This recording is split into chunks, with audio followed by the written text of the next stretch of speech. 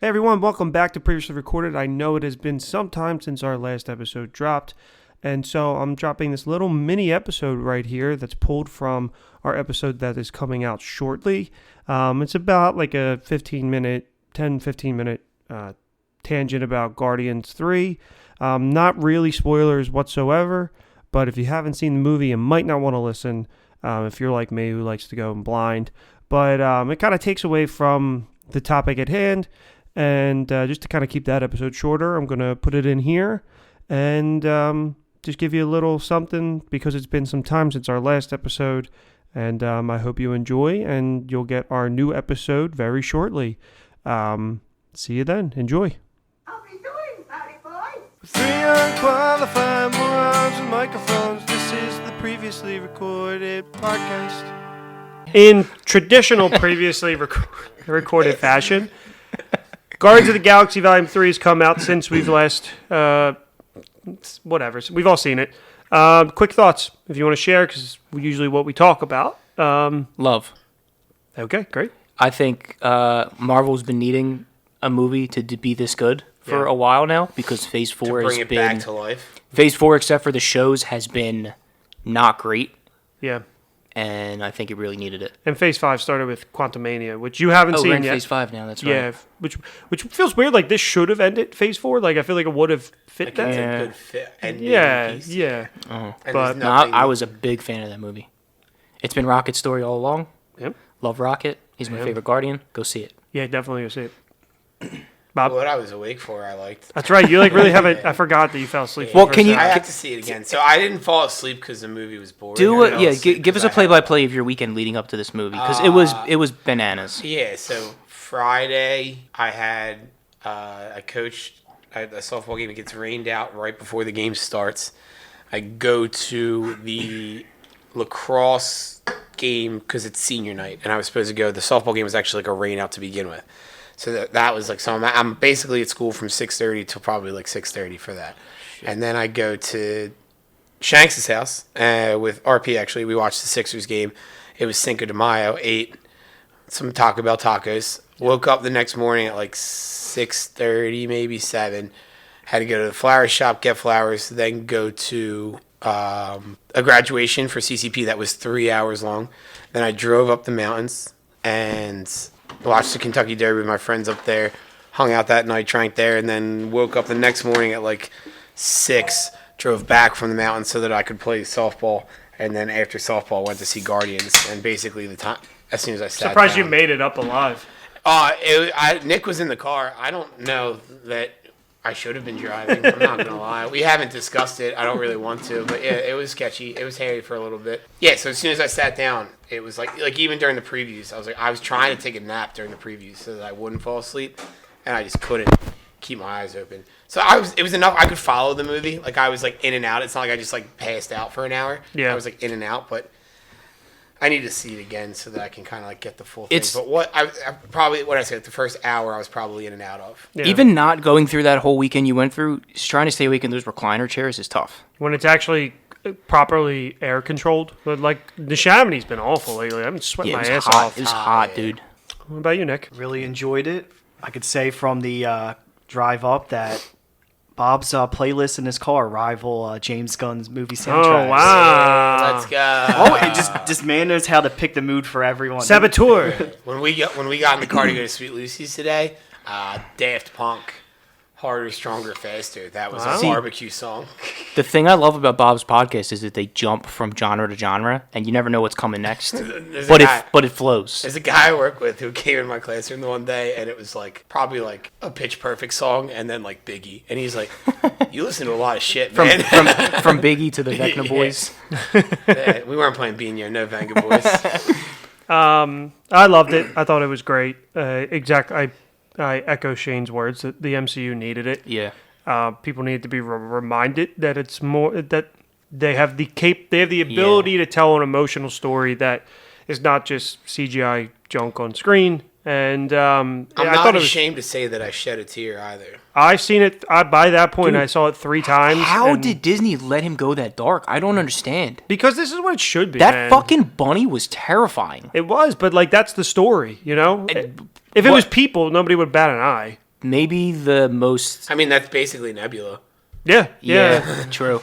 Maybe the scariest, most sadistic villain we've had so far. He's a fantastic villain. Dude was he He's killed good. it. People are saying he's the best. No, Thanos is the I best. saw a lot of tweets, people saying, if He was fucking who's good, Kang? though. What's his name? Jonathan Majors. Yeah. If he's getting canceled, make that guy a Kang you variant. could, you could easily That would be fucking awesome. because you could because the ways the multiverse is established that Yeah, people just look make, different. Just make him a variant. Yeah. Yeah, people look different, but No, he was. It was what we've always said with Thanos. Like he was a lunatic. Like he's a crazy person.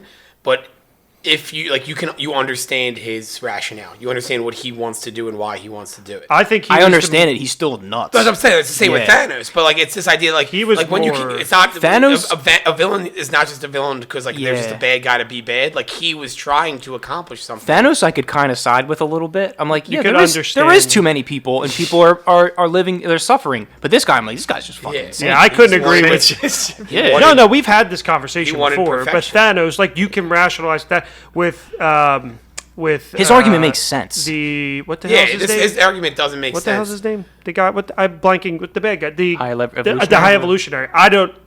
I don't agree. How many with times him, did you see this movie? 3. But what I'm saying is like I can.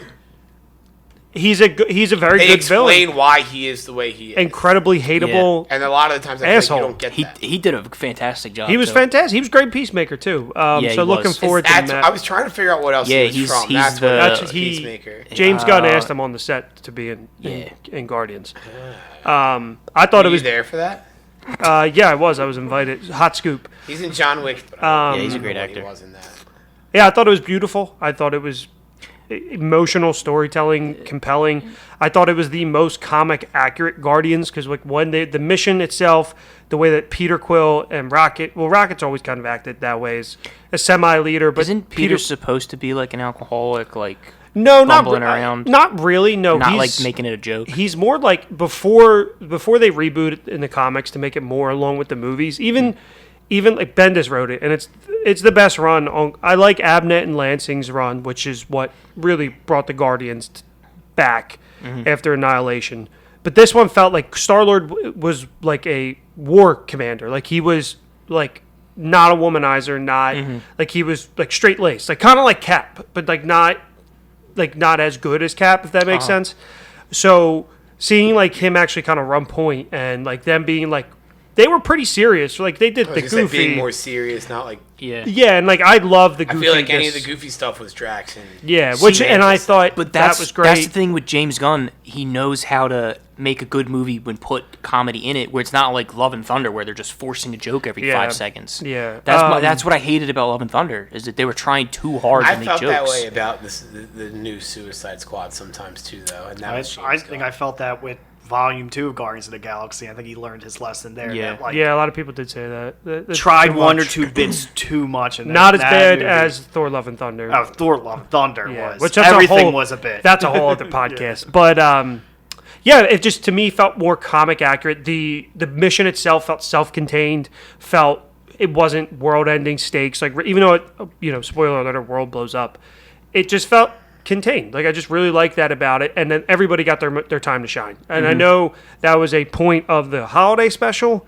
And also this one because Gunn felt that Drax and Mantis kind of got pushed to the side, Yeah. and he didn't like that, so he gave every Guardian got their chance to shine. They all had really good characters. The It was ending, nice. yeah, the ending was great. Somebody I know, spoilers if you haven't seen it, but I'm not going to like say spoilers if this makes sense. But somebody said to me, if there are no deaths, you know how I feel about that. Meaning he doesn't like that, and I said that there can be stakes without death. Yeah. Like if you go to a movie and for example. Endgame, I didn't need Iron Man to die. I expected somebody to die, but like you can still give them a good, satisfying send-off without death. And I thought that this film was beautiful. There was a lot of suspense in this movie, thinking certain characters were going to die, and then they don't. Yeah, no, and it's just exactly. And then even like some of the plot lines with Gamora, Yeah. how I feel like just everything in this movie was wrapped up nice, and the then just only weak spot was probably Adam Warlock. yes, and I felt that he was shoehorned in. I felt like that was kind of Yeah. Marvel made a good point, and Marvel said maybe that might have been Gunn since he teased it, he wanted to introduce it, I kind gotta- of wrap I it gotta up. have him. Like, yeah. Or that was very much Marvel saying we need Warlock in this one, and they we make can it use make him going sense. forward. Yeah. So, but yeah, no, I loved it. I saw it 3 times. I cried 3 times, and I feel like cemented this trilogy.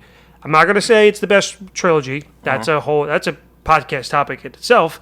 But it's they are Cap's the best trilogy strong. Toy Story. Shut up. Yeah.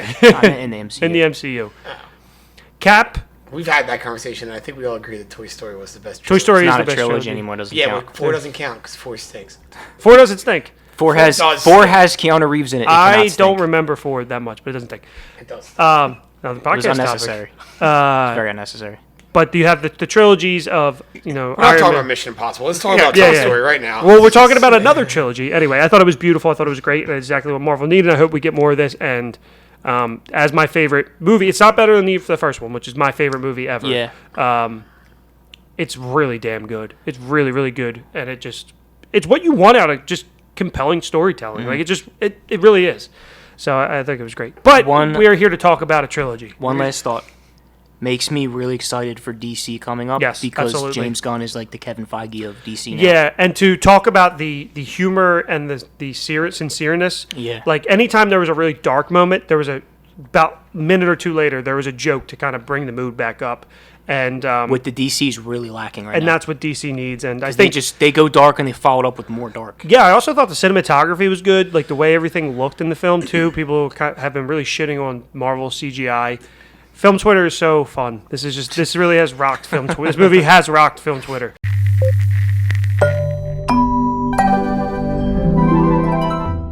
So yeah, that's it. Just a little something, but I wanted to take it out of the last episode. So we'll see you soon with our new episode, and have a good one. Remember to rate, like, and subscribe.